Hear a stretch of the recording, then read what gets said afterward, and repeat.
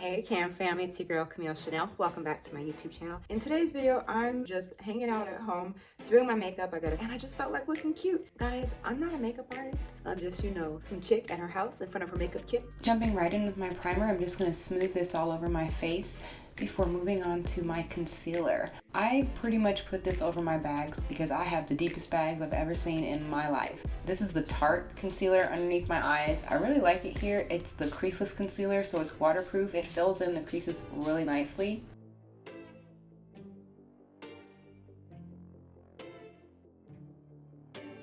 This is the Nars Ginger Concealer. I put this in creases basically everywhere that's not under my eyes. I like the color change in my concealers because when I put my foundation on, I feel like it gives me a smoother finish. But I don't go into my foundation before doing my eyeshadow. So I'm going with a matte, natural look today. I don't like to be too adventurous with my colors because, I'm not a makeup artist, like I said.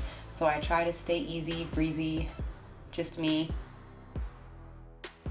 I always powder underneath my eyes because underneath my eyes creases a whole lot, and I feel like putting a powder and a shade under there really gives me a complete polished look and helps those creases not look cakey. And just like I use different shades on my eyelids, I use different shades under my eyes too, so it all just kind of flows together like one smooth blended look. And I run my eyeshadow from my brows down to the bottom of my eyelids.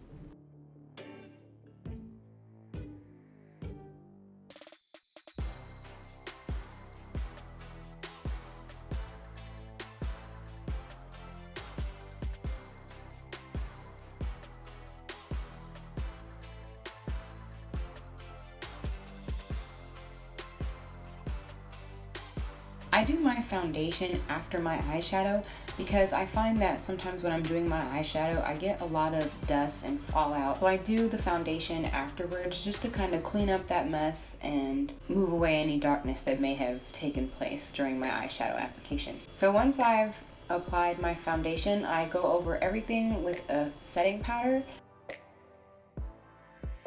This illuminator has been a go-to illuminator for me for quite some time. You've probably seen it in some of my previous videos. I just love the way it gives me a perfect natural glow.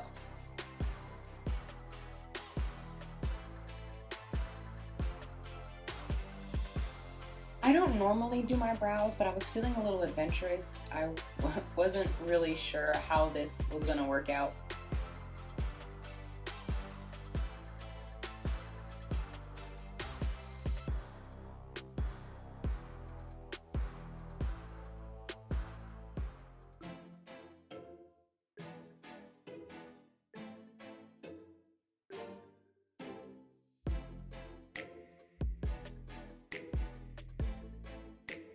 I pretty much always have to add a little bit of blush after I powder my whole face because something about the blush just kind of gives me a complete look.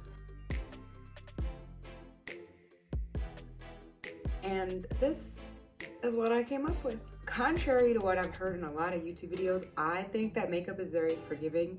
I'm sure you notice if you are a makeup pro, you're probably watching it like,